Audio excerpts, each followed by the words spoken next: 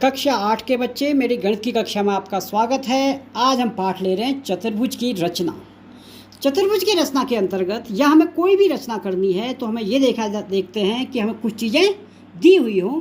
तो एक चतुर्भुज की रचना के लिए हमारे पास क्या क्या परिस्थितियाँ हो सकती हैं या हमें किस किस चीज़ की आवश्यकता होती है। जैसे पहले, जब 4 भुजाएं व एक विकर्ण दिया हो, ये यदि हमें दिया है तो हम एक चतुर्भुज की रचना कर सकते हैं। या हमें जब 2 विकर्ण व 3 भुजाएं दी हैं तब भी हम एक चतुर्भुज की रचना कर सकते हैं। या जब 2 आसन्न भुजाएं व 3 कोण दिए हैं तब भी एक चतुर्भुज की रचना संभव है।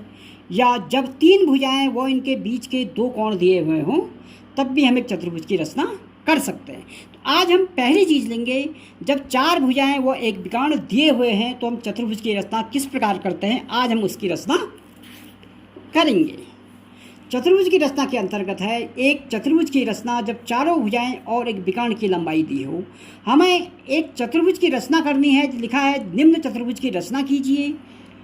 चतुर्भुज ए बी सी डी, जिसमें हमें दिया हुआ है ए बी बराबर 4.5 सेंटीमीटर, बी सी बराबर 5.5 सेंटीमीटर, सी डी बराबर 4 सेंटीमीटर, ए डी बराबर 6 सेंटीमीटर और ए सी बराबर 7 सेंटीमीटर। सबसे पहले हम रचना करने में हम इसके पहले एक रफ आकृति खींचते हैं। तो रफ आकृति खींचने से पहले हम सबसे पहले ढूंढेंगे कि इसमें विकर्ण क्या है। विकर्ण कौन सा होगा जो ए बी सी डी कहने में जो क्रम से नहीं आया है। जैसे हम ए बी कहा, ये एक क्रम से आए हैं तो ये एक भुजा है। बी सी भी एक क्रम से आया है तो ये भी एक भुजा है। सी डी भी एक क्रम से आया है, ये भी एक भुजा है। और ए डी ये भी एक क्रम से है क्योंकि ए बी सी डी में डी ए भी कहा जा सकता है।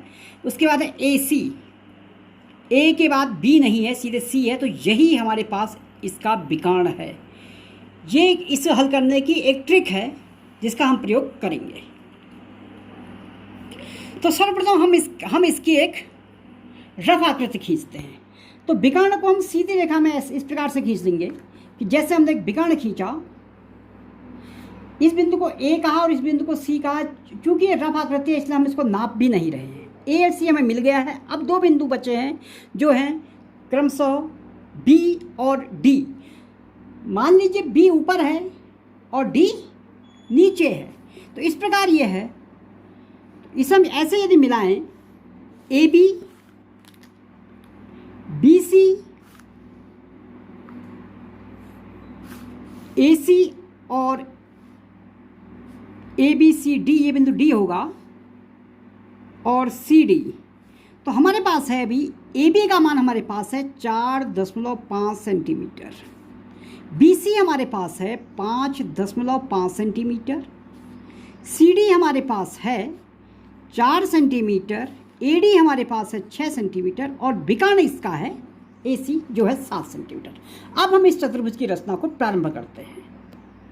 सर्वप्रथम हम ए सी को खींचेंगे।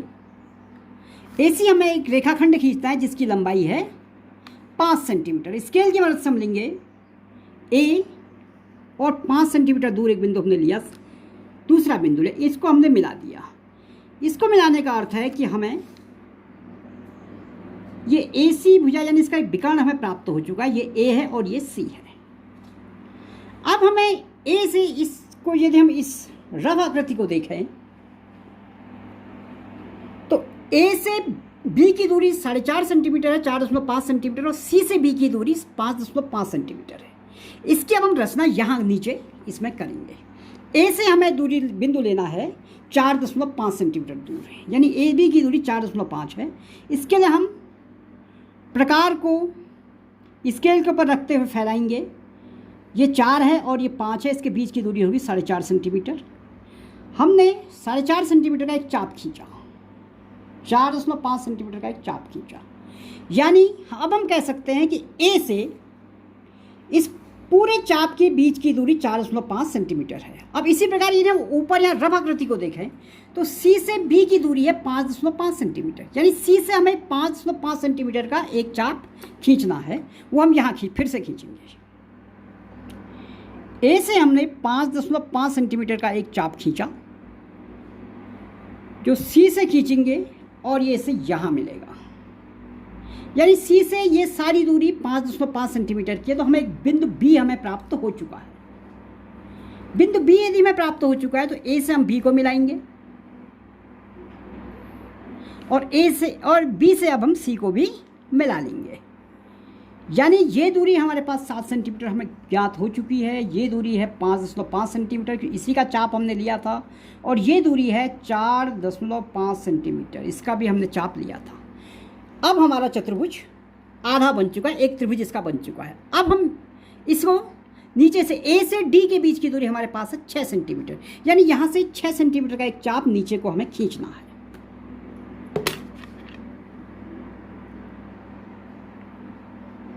ये 6 सेंटीमीटर का हमने एक चाप स्केल में नाप के खींचा। जो हम नीचे को खींचेंगे,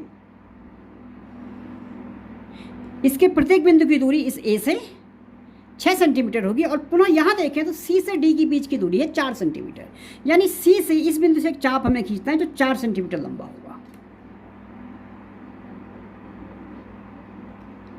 C से हमने 4 सेंटीमीटर लंबा एक चाप खींचा, जो कि इस चाप को यहाँ पर काट रहा है। तो जहाँ पर चाप को काट रहा है ये बिंदु D होगा। तो A से D के बीच की दूरी होगी 6 सेंटीमीटर, क्योंकि चाप 6 सेंटीमीटर का था। और C से D के बीच की दूरी होगी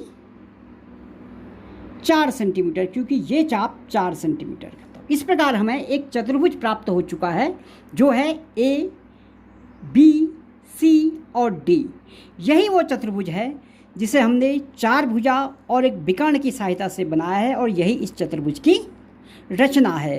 तो आज के लिए बस इतना ही। इसका अभ्यास अपने घर में स्वयं भी करेंगे। और मेरा वीडियो देखने के लिए बहुत बहुत धन्यवाद।